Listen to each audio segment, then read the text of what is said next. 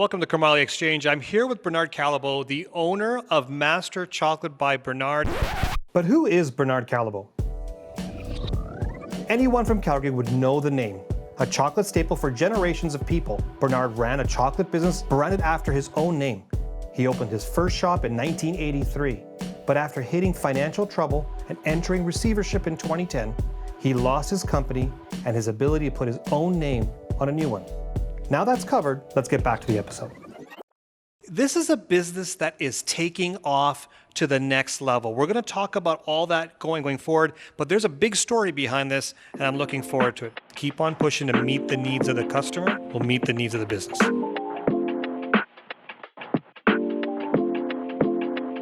Bernard, welcome to the show.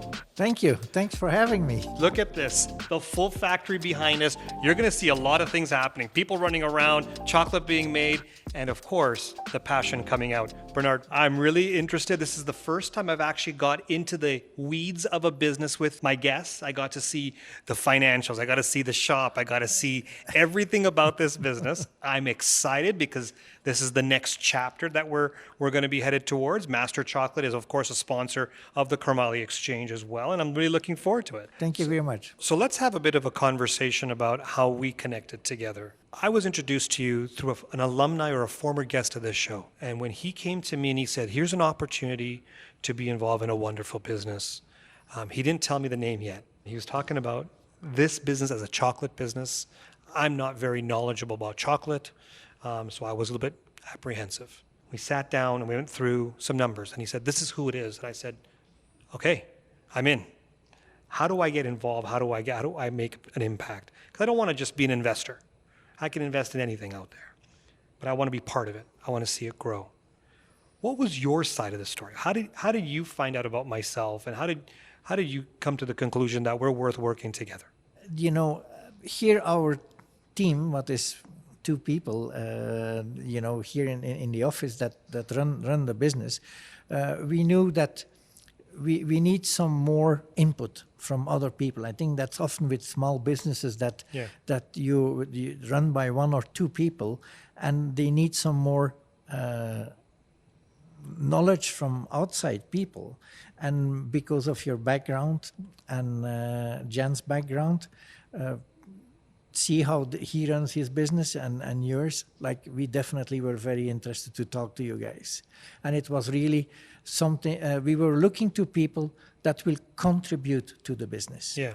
Not be passive, but add the value. And that's really why we were very interested to and that's why what we want to do is we want to add value to this business. This is not just let's get in there and sell some chocolate, but this is about adding value to the city, the country. A lot of people in this country don't know this name. So I need your help to grow this name across the country. And I need your ideas. How can myself, the rest of the team members, Bernard, build this business even more? I'd love to hear your feedback on that, because I think that's a way that we can get this business community helping other business owners like us on how to do this. I'd look forward to your help as well. So I want to kind of actually promote the fact that, you have 40 years of experience in this industry, but it's not just making chocolate that's your industry. It's manufacturing, it's marketing, it's connecting with customers. That's the experience. So we've got 6 boxes here. These are your favorite pieces of chocolate that you've picked out. In each of the boxes, a question. I'll ask you one, you ask me one. We'll go back and forth and have a great conversation. Okay, all right. super. Here's the first one we're going to open up. Okay, you got to tell me about this piece of chocolate. It's called the Jean-Luc. And as you know from Star Trek, you have Captain Jean-Luc, and they were here. And so the organizers of Comic-Con, they asked me, can you make a chocolate with Earl Grey tea? Perfect. So we did that for that, and people loved it so much that I kept it in my assortment. The other one is the Bella. It has pistachios in it, and I took that to the Academy of Chocolates in England. And I got a gold medal with that chocolate. So it's a classic, but it's like simple in recipes, but good quality ingredients. And that's really the base how we work on. Which leads us to our first question. You've worked with celebrities. You've received world recognition on your chocolate. And the question that came out of the box is, what is the secret to a 40-year business? The secret to a 40-year business, like I think the key is You have to be passionate in what you do. It doesn't matter what field you're in. As you know, I had to start from scratch, Yep. but when you're passionate about it, you're motivated to start from scratch with the new book. You start from the experience, that the mistakes that you made, but once you're truly passionate, you want to do it. That's your purpose. That's why you get out of bed. You know, some people want to play golf. I'm not interested to play golf. Yeah. I want to make chocolates, and that's why I still like to come to work every single day. And over the 40 years, does the passion change? I would say in my case, it's actually it increased. Like I was motivated to do better. So actually, I wanted to learn more. I read more about my industry because things change in our industry too. I want to go back to the trade shows, you know, because there's always new things coming up, and I want to educate myself to become better, because that's what quality is. Quality is always raising the bar. You never stay where you are, because then you go backwards. You always want to improve. You make something and then you think like, how can I actually make it better? And I think it's an ongoing process that never stops. I've chatted with so many business owners who've been in there 40 years plus, and you can see it's kind of like their sunset. They're not worried about increasing quality. They're not looking at mastering their business. They're just ready to coast into the sunset. You have a different view of that. I love that. I'd like you to go to your box now. Open up one. How do you continue to push your business rather than just coast? And I think that question kind of falls into your answer as well. You cannot just stop. You have to continue to increase quality. If I look back 25 years ago of what my business was, 25 years later, what it looks like now, it is completely changed. There are some core pieces. We'll call it the chocolate of the business, but there's different types of chocolate. People are looking for different things. You're adding more value. Absolutely. You're giving a connection to your customer or your client. I think that's the evolution. And over the 25 years, how do you continue to do it? Is keep on pushing to meet the needs of the customer will meet the needs of the business. Yeah. Yeah. Yeah. All right, Yeah, let's look at the next one. You started this business back in 1983, and my question that I have here is, you went through some stresses, and I'm saying that nicely. I think they were stresses. They were a lot more than just stresses. What were some of those stresses that you experienced over the past 40 years? Well, first in 1983, when I started, like, first of all, I knew nobody here, I was very, I didn't know really how to run a business. Yes, we had the business at home, but that doesn't mean that you know how to do that. So it was all new to me. So lots of mistakes. Started with the wrong contractor, was not a nice person, so that went wrong. You know, in the beginning you're underfinanced, so that was a challenge, but I made it work. Lots of hours, but the business started growing, and we did quite well with my old company. And then in 2009, when the financial crisis hit, I did quite a risky move. I was going to build a new facility on a piece of land that I had bought west of the city. And the timing was wrong. The whole financial crisis, the piece of land that I bought was worth much less than I paid for. Yeah. And then, I made some wrong moves. Like I said on Dragons then, they asked me the question. And I said, I take the full responsibility. It's very easy to blame the bank this, the bank that. But you're the captain of the ship. Sure. And ships run into storms. And you, as a captain, has to navigate the ship so that you avoid to make that the ship sinks. And I made some wrong moves. And so I take the full responsibility for having lost the company. How hard was it to rebuild? There is two sides to that. Is the whole personal side, like for the family, was very difficult. Losing your house, etc. That is not easy. Starting the new business, actually, for me, it was very inspiring, because you start with a clean sheet. It's really an amazing experience to start from basically nothing and build it again. It is a challenge. It has been a challenge for many years to do that, but it's very rewarding. Like at one point I was actually it was an old sandwich bar. That's where I started on Bow Bottom Trail. Yeah. And then ultimately we are here, and now larger companies are starting to interest, to come and knock on our door. And so it has been quite a whole evolution, and but it's very rewarding. Fantastic. I have one more question. Can I have that box of chocolate back? Because Okay. they're great. I want to keep it. So yeah. You're going to keep mine too? Okay. Okay. But we open your box up now. What question do you have for me? Okay. So, what do you think is going to be the biggest need for business owners in the next 5 years? So I think what we've experienced over the last 10 years was an influx of a revolution on the technology side, especially social media. And at that point in time, it was very early and people were able to get business online. I think it's a big change happening. The brand is one part of it, but I think the connection to community of your clients and customers is the most important piece going forward over the next 5 years. If they do not stay connected with the brand, if they do not stay connected with that business, they have umpteen number of options out there to go elsewhere. So one thing that you and I have talked about this business is how do we bring more traffic is one, but how do we bring more community and connection here and in all your locations? And I think that over the next 5 years, that will have them not just like your chocolate, but love your chocolate. And when that like turns into love over the next 5 years, that's bulletproofing your business. I think that's where a lot of businesses are going to fail because they assume you just post online, everything will happen, no problem, easy money coming in. Easy money's gone now. It's going to be a lot tougher to get that customer. So we got to build that community and bring them in. And I think that's the next phase of this business that I'm going to see interesting and happening. And I think you've done a great job. You show up, everybody swarms around you. They want to know what your experiences are. They want to see you with the chocolate. You got little kids want to be around you, to corporate parties. You've built that brand. I think that's one piece. I think other businesses have to learn from you as an example on how to build a community of people that will follow you. I think that's the next 5 years. Oh. All right, my turn. Yeah, makes sense to me. My turn. All right, lessons from the past. You went through receivership. You tried to go back and buy that business. It didn't work. It didn't happen. If you look back now, what would you do differently? That's a good question. Just like to tell you what happened in the court, because I was in the court with a financial backer. Yeah. We actually offered to the court a much better deal than the other party.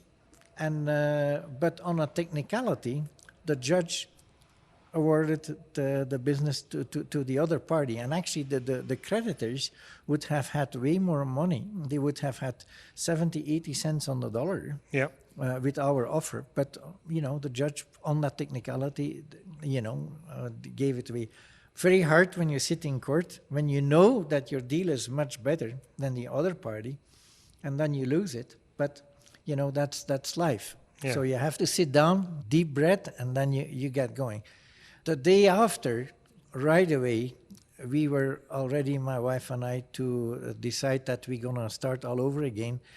That was really the first goal. And in December, we started, the 1st of December, we started selling chocolate in that sandwich bar on Bow Bottom Trail. Just so people understand this, because when a business goes through what your business went through, like a receivership, and to start all over again, one of the biggest reasons why people don't do it is that I'm too late in the game. At what age were you when you started all over again? 58. I don't think about age. I think I have the genes of my mother. She was always young in spirit. It's a frame of mind. I don't think about that. I think it's the drive of the passion too. Yeah. Like I want to get back into the game and do that again, because that's what I love doing. So I don't think about age. And I think that's credit to you that you look past the number. Many people will stop there and say, hang on, I'm in the sunset years of my life. I don't want to go through all this headache again. I still have a passion for my craft, but all the extra stuff running a business is too much, and they step away. And we've lost a lot of great talent in the community because they've stepped away. You didn't. You've added more talent. You've brought more to your assortment. You've brought a bigger reach than you have before. And I think that's an opportunity for not only this business, but for all entrepreneurs to go, you can always build going forward, regardless of what that number or age is. And I think you're a testament to it. Oh, thank you.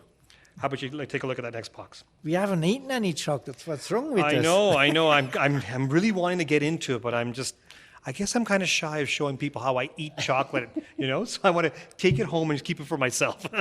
Lessons from your past. What would you tell yourself if you could talk to Faisal when he was first starting his business? So if I could go back and talk to my younger self, number one, patience. It will happen. The planning that I did, I thought only about the craft and not about the client. So let's take your business as an example. If I was 25 years ago, I would have just focused on the chocolate and not about the business itself. Not what the client and the customers are looking for. I would say, this is what you need. This is the type of chocolate you need. I've learned now that's not always what has to happen. Your customer demands something. You can fill that demand with your craft. And so I started with my craft. I manage money. I do a lot of research. And this is the right way of doing the portfolio. This is the right way you should manage your money. Well, that's not always the only way of doing it. So as our customers were looking for more and more than just money management, for example, we started building and creating more to them. So I think that's one key thing that I would teach myself or tell myself 25 years ago, was to not just think about this as your only part of your business. There's going to be a lot more that your customers and clients will want in the future. And let's be ready for that, because sometimes there's a resistance to expand, grow, do different things, try different things. In your craft, you're trying different things. Look at the different chocolates that you have. You're meeting customers' demand. In my business that I started, there's like one output. It's here's your portfolio, here's your investments. That's it. And that's not always the case, because there's more to that. There's a whole bunch of planning and strategy and working with the clients and building a community and all the other things that I wish 25 years ago I would have that foresight to think it's going to be more than just the craft of running a portfolio. Yeah, and I don't disagree with you. Like my business, you have to have a knowledge to make a good product. For sure. So there's a base. Sure. That's the building block. Correct. But then there is all the other aspects. That's right. And that's what you don't think about. Definitely the same. When I started, was the same thing. I didn't think about it. But I think it's still important to have a knowledge, because I see often people start a business and they really don't have the knowledge. Yeah. And I think that they have very little chance to succeed if you, definitely in the food business, if you don't really have a proper knowledge of what you're doing. Absolutely. Even in my business, for sure. If you don't have a proper knowledge, you can make a major impact on someone's future, and that's a bad thing. So Bernard, when you look at the future of Master Chocolate, what scares you or brings a little bit of fear of the future, and where's the opportunity that you see in the future? I'm not scared. Okay. I think I'm actually super enthusiastic that we are only in the beginning stage. Mm-hmm. I'm a firm believer in it. Mm-hmm. And I think we have the base, we have a fantastic team of people. Your knowledge, will help us to grow, have many more opportunities. So I'm looking forward for the next couple of years. So I cannot retire. No. I want to keep going. Absolutely. Okay, tough one. Out of every piece of chocolate you have on this table right here, if you had to take one to Faisal's house to give to his family to try, just one piece, which one piece would it be from here? Probably the Earl Grey tea. There we go. I hope you like tea. I do. Otherwise, I'm in trouble. No, it's perfect. Great pick. That's what I would have picked as well. So fantastic. This is a very interesting phase of your journey with this business. I think people need to understand that, when you go through what you've gone through, a receivership of your first business, and then trying to rebuild and create what you've created, the real thing that has stuck throughout has been the brand. People know who you are. People know the quality of the chocolate. This business is going to go past you. It's going to go beyond your years. Mm-hmm. And so when it goes from the next generation to the next generation, Master Chocolate's still going to be surviving, because it's the quality, it's the connection to customers, and it's a bit of you that you've brought into here that's going to stay forever. That is a very, very difficult piece for people to understand in any business out there, that it's going to be beyond their years, right? Yes. So when you think of that, when you think that at some point, way in the future, you're not going to be here, what's the one thing you want people to remember about you and about this business? You know that the brand Bernard Callebaut represents quality. Yeah. But also as an organization, you know, I always see a business as a community because all the people that work here, they have families, etc. And for me, that's important. Yeah. That's the difference, I think, often between a family business than often publicly traded companies that is much more different. And I've always been brought up in that. And can you become big and still have that spirit? Yes, you can. Yeah. Yes, you can. But it has to be, the upper management has to be willing to transmit that core value. Yeah. That's really what, you know, that's what I would like as a legacy. Beautiful. Beautiful. Thank you for joining me today, Bernard. Well, thank you for having me.